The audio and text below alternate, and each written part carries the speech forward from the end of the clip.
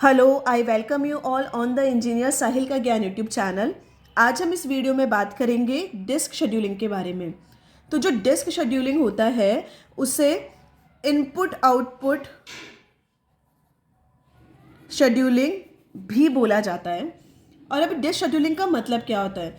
देखो, जैसे मल्टीपल जो प्रोसेस है आपके पास में, ठीक है, ये मल्टीपल प्रोसेस क्या करेगी? मल्टीपल इनपुट आउटपुट को रिक्वेस्ट करेगी।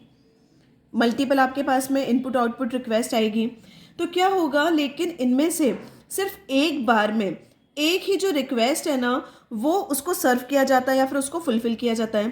तो ये जो बाकी बचे इनपुट आउटपुट रिक्वेस्ट होती है वो क्या करती है? वेटिंग क्यू में चली जाती है। वेटिंग क्यू में जाने के बाद में अब ये जो वेटिंग क्यू में जो रिक्वेस्ट है ना इनको भी शेड्यूल करना है। तो ये शेड्यूल कौन करेगा? डिस्क शेड्यूलिंग एल्गोरिथम के थ्रू इनको शेड्यूल किया जाता है। या फिर हम ऐसे भी बोल सकते हैं कि ये ना, ये जो इसके अंदर जो डिस्क शेड्यूलिंग एल्गोरिथम होती है ना वो क्या डिसाइड करती है कि कौन सी रिक्वेस्ट पहले एग्जीक्यूट की जाएगी। देखो अब हम डिस्क का स्ट्रक्चर देखते हैं। ये क्या है? एक डिस्क के अंदर एक स्पिंडल होगा, ठीक है।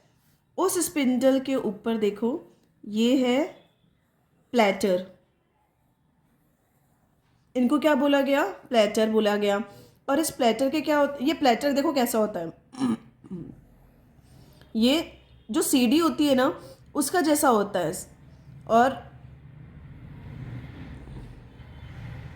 इस प्लेटर के ऊपर ये जो सर्कल्स मैंने बनाए ये होते हैं ट्रैक।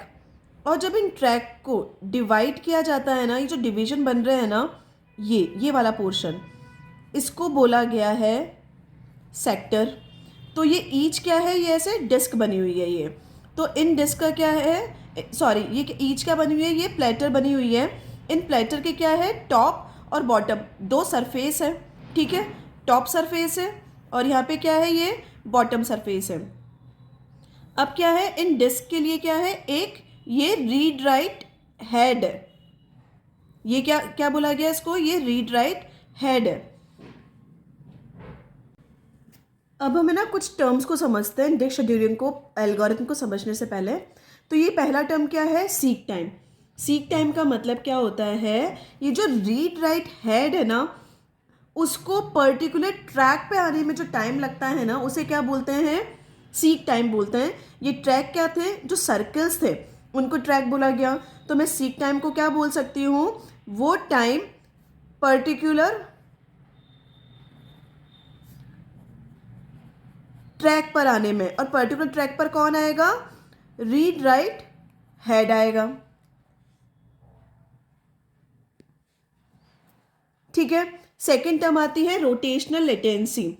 रोटेशनल लेटेंसी का मतलब क्या है? वो टाइम आप ट्रैक पर तो आ गए, जब आप ट्रैक पर आए तो उसको तो क्या बोला गया? Seek time. लेकिन उस ट्रैक के बाद में पर्टिकुलर सेक्टर पे आने में जो टाइम लगता है ना रीड राइट हेड को, उसे क्या बोलते हैं?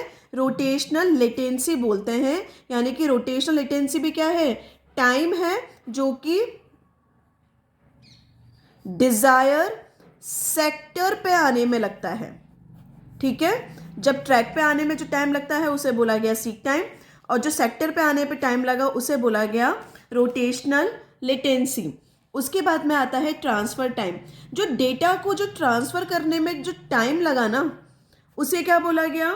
ट्रांसफर टाइम बोला गया। तो अब हम ये बोल सकते हैं कि जो डिस्क को जो एक्सेस करने का टाइम कितना है, यानी कि जो डिस्क एक्सेस टाइम है वो क्या है? वो होता है आपका seek time plus rotational latency plus transfer time. यानी कि जब मैं इन तीनों को प्लस कर दूं तो वो क्या आ जाएगा? डिस्क का एक्सेस टाइम आ जाएगा। ये कुछ टर्म्स थी जो कि एल्गोरिथम को समझने से पहले ज़रूरी था इनको समझना। अब हम बात करते हैं डिस्क शेड्यूलिंग एल्गोरिथम के बारे में। तो देखो ये 6 टाइप के डिस्क शेड्यूलिंग एल्गोरिथम है। पहली है first come first serve disk scheduling algorithm. दूसरी है SSTF। SSTF का फुल फॉर्म है शॉर्टेस्ट सीक टाइम फर्स्ट। उसके बाद में है स्कैन, और स्कैन के बाद में आएगी सी स्कैन। सी स्कैन का मतलब है सर्कुलर स्कैन। उसके बाद में है लुक, और सी लुक का मतलब है सर्कुलर लुक। अब हम सबसे पहले बात करते हैं first come first serve disk scheduling algorithm के बारे में।